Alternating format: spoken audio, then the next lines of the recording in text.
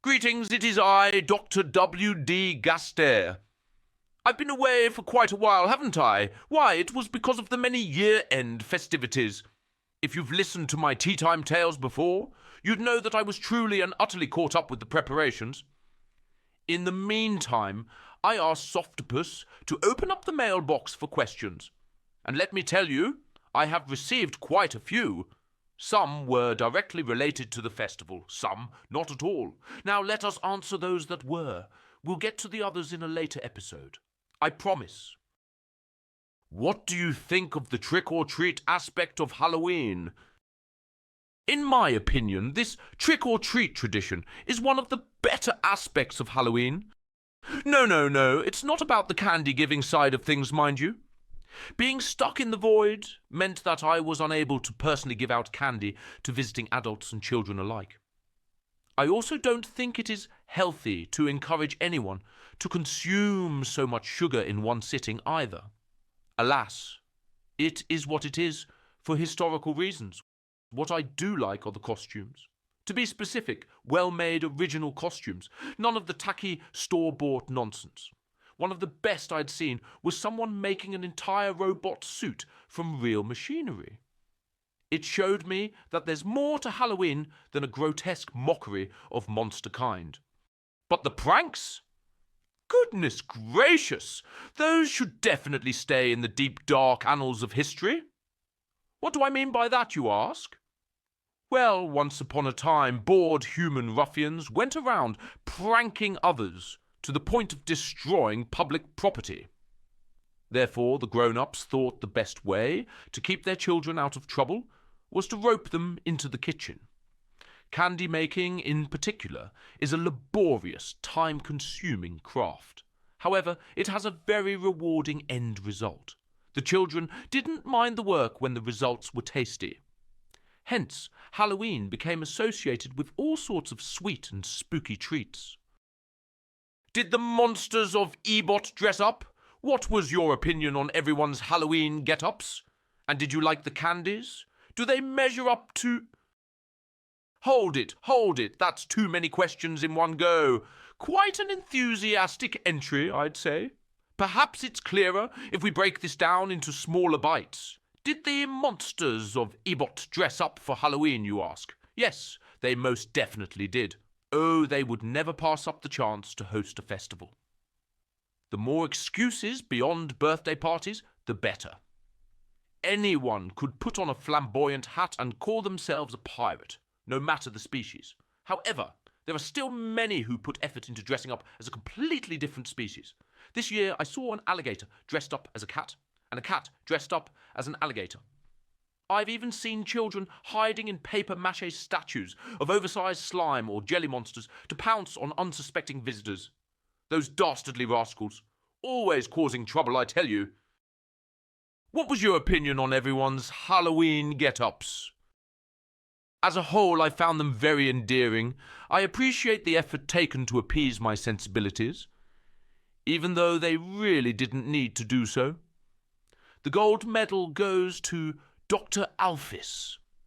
My most talented protégée had tailored her Mad Mew Mew costume from scratch. Goodness me, she made the props, jewelry, and all the other details with her own hands. Out of everyone, she was the one most enthusiastic about this. They get reused later in other anime conventions as well, therefore nothing goes to waste.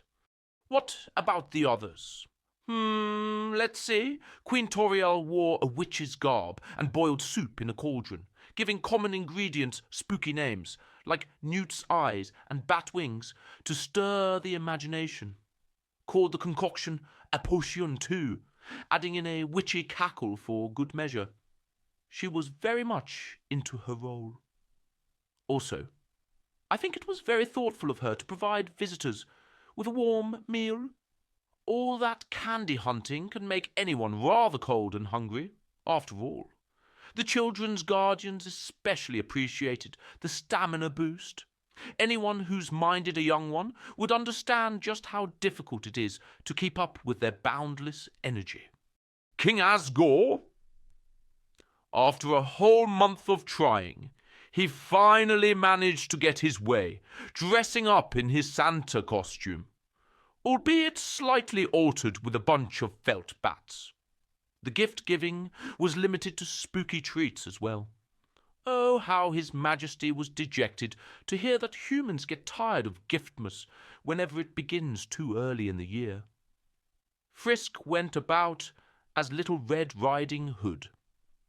As a twisted tribute to the original lore, they made sure to carry a prop woodcutter's axe whenever they went. They can be quite a show-off, I tell you. Praise the stars that Undyne did not dress up as a pirate this round. The role of luchador is much more suitable for her martial prowess. There's no need to yah-ha-ha just because she has an eye patch. As you can imagine, she wasted no time suplexing assorted boulders and arm wrestling anyone who dared challenge her. Meanwhile, Papyrus swapped outfits with a young priest. He went around in clergy garbs, giving sincerely sacred blessings, while the priest posed as the great Papyrus in his battle body, complete with many, many nye-he-he's. Their duo performance was a wonderful hit for both monsters and humans alike.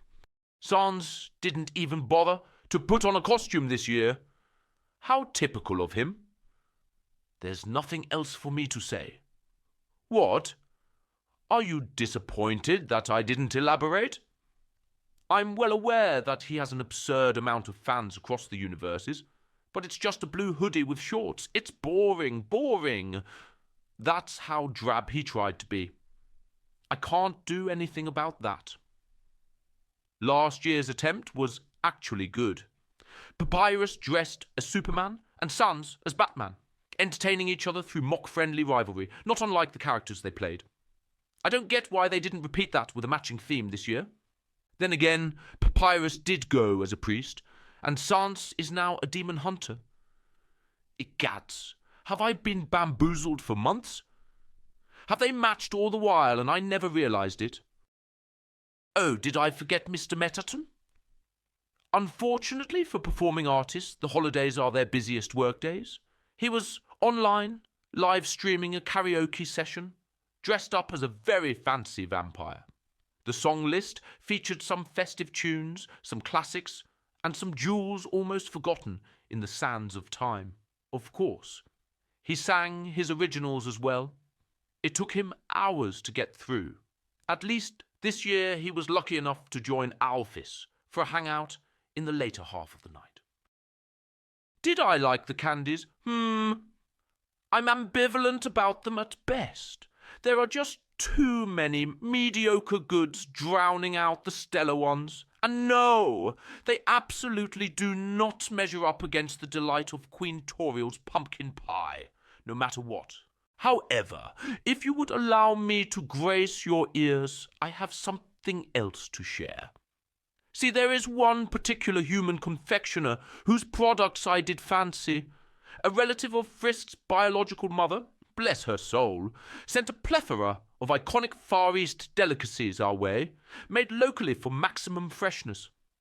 Among those was a selection of mooncakes. What is a mooncake? How do I describe this? Think of a round, sweet pastry, about the size of your carpals and as tall as your phalanges. It has a soft, edible shell made of wheat dough, filled with a dense paste of either lotus seeds, red beans, jujube, or coarsely chopped seeds held together by maltose. And if you're lucky, maybe you'd find a little mysterious moon hidden away inside the pastry. Please watch out for your resident sweet tooths. The sheer rich density of this cake defies its size. Therefore, it's easy to accidentally overeat. Sans immediately went and ordered extra mooncakes for everyone, then proceeded to eat his share in one go, as if it were some tart. Egads, what a terrible mistake, for he soon found himself curled up from a stomach ache. Moral of the story? Treat pastries with the same deference as candy. Never, ever eat too much. Doctor, what's your favourite Christmas song? Aha! Finally, I have the opportunity to inflict psychic damage upon all of you. There's one particular song that always, and I mean always, appears as soon as Halloween is over. I cannot say the title due to multiversal differences and copyright strikes, but that infamous song is my definite favourite. Why? It's because it announces the arrival of Giftmas. Ah, good old Giftmas. The season of warmth, gift-giving, and hearty food. It always brings a smile to my crooked face to see King Asgore as Santa Claus yet again. It made me happy in my youth, and it continues to make this old codger happy to this day. Oh, apologies. In my excitement, I had forgotten that the human name for that holiday is Christmas. What did you receive for Christmas? A bit of a private question, don't you think? The ideal Giftmas gifts are tailored for the receiver after all. Still, I suppose I could share some of the more general-purpose items. King Asgore, Frisk, and Papyrus put their minds together to get me a selection of trendy herbal teas, berries, herbs, fruits, and the like. Quite a culinary adventure, if I do say so myself. Queen Toriel knitted me a sweater, as she had done for the others. It's as soft and comfy as I remembered as a young lad. Though, I have a feeling that somebody had switched the sweaters around as a prank. I'm very sure the face on the sweater was that of Papyrus, rather than my younger self. I'll check with him later. That said, I really don't mind if my sweater carries Papyrus' visage. Though we're not related, I consider him my favourite nephew. Sans gift? Heavens know, the less we speak of it, the better. What did you give for Christmas? Shh. That's a secret to everybody. Let's just say it's very, very interesting. Were you bothered by the New Year fireworks? Ho, ho, ho, ho, ho! One of the main advantages of being scattered about space-time is that I can enjoy a fancifully colourful display of fireworks whenever I please, without having to deal with all the smoke and noise. Company? Bah! Why bother to sour the mood with a mock war zone? However, a warm midnight snack with friends and family while watching the current New Year specials would be very nice to have here in the void. And so concludes our session. I hope you had some fun listening to this old man's ramblings. Have a good day or night, wherever you may be.